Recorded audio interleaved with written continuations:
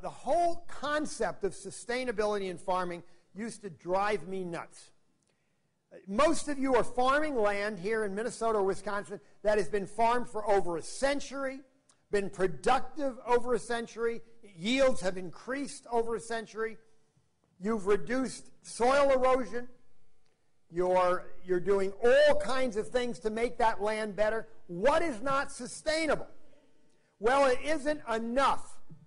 It is not enough to be sustainable. We have to start talking about it.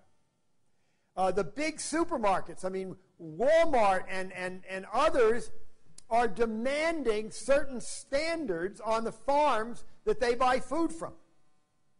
So I've come up, and we've got to show that we're sustainable. We know we're sustainable. We've got to show it. So I came up with another acronym that deals with the 6 issues of sustainability.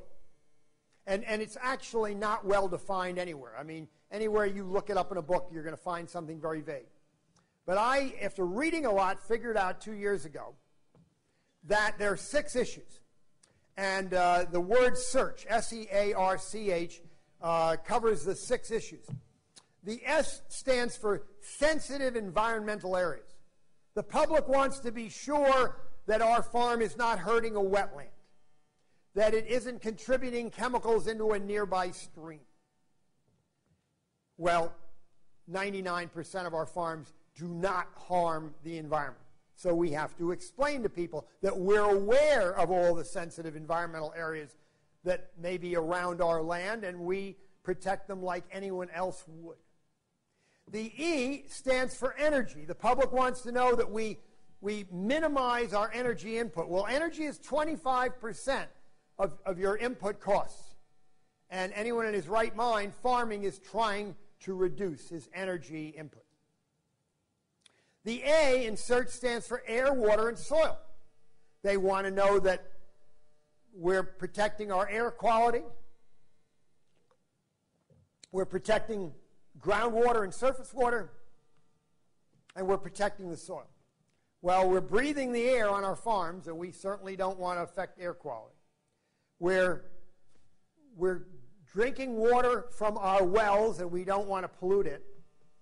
We don't want any of our chemicals going into a stream because those chemicals, whether they're fertilizer or pesticides, cost a lot of money. We want them all on our land. And we want all the topsoil we've got. So we have every incentive to protect our air, our water, and our soil, and we do. The R stands for intelligent reuse, recycling of things. Well, conservation, reuse, recycling, when it makes economic sense, is common sense.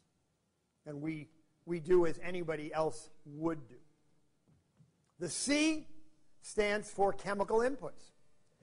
Before 9/11, I used to walk around 10 years ago with a 2-gallon plastic container of a pesticide.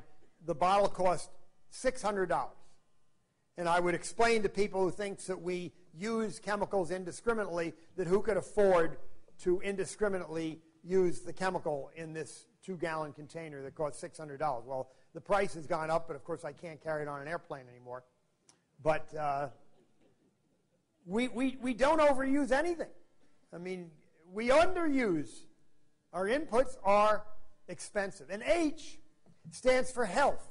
The public wants to know that everyone who works on our farm, that we're protecting their health. Well, most of the people on our farm are our families. But whatever staff we have, we're protecting them the same way. Those are simple things. Sensitive environmental areas, energy, air, water, and soil, chemical inputs, recycling, reusing, and health. But it isn't enough that 90% of you for sure are doing all these things unconsciously. It's not enough to do them. We got to talk about it. We have to become more proactive than in the future than we've been. One of the neat things you should be talking about, well, let me quiz you right now. How many of you who are grain farmers are involved in some form of reduced tillage, anywhere from no-till to ridge-till or whatever? Raise your hand. Higher. You probably slightly exceed the national average. 40% of our land is now, of all of our cropland in America, is now in reduced tillage. We need to, why? Well, I mean, in fact, this is kind of scary because there are 10 reasons to reduce tillage. And the environmental zealots love them all, and it scares me whenever they agree with anything I'm for. I really don't want to be in their camp ever. I'm an environmental scientist, but I understand what is true and what is false. But we no-till and reduce tillage because we save energy. We save fuel. We save wear and tear on our equipment. We save labor. We improve soil tilth. We improve the amount of water that our land will retain. We improve air quality because dust and fumes are not going up into the air. We virtually eliminate soil erosion. We improve the water quality in nearby streams because nothing's going into them anymore. We've reduced runoff. We even improve the natural habitat for the critters that run around in the residue. These are all positive things. And if you're doing it, brag about it. I mean, forget the environmental zealots. John Q. Public, your friends and neighbors who are not in production agriculture have no clue of the advantages of reducing tillage to the environment as well as to your farming operation.